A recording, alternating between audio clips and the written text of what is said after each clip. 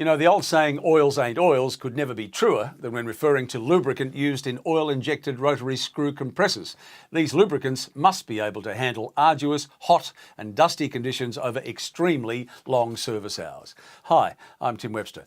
The lubricant not only lubricates the air and end bearings, it seals the clearances between the rotors and the housing, and importantly, removes the heat of compression.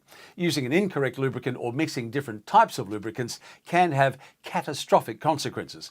Varnish buildup can block coolers, restricting oil flow, causing the compressor to overheat, damaging bearings and causing high oil carryover. Now, Kerry 10 is a new, long-life, refined synthetic lubricant from Southern Cross Compressors that is specifically formulated for use in oil-lubricated rotary screw compressors. Kerry 10 provides protection to rotary screw air end bearings while at the same time ensuring the compressor oil circuit remains clean and free from varnish and other hazardous buildups. Find out more from all the W's southerncrossaircompressors.com.au or give Southern Cross a call on 1300 098 901.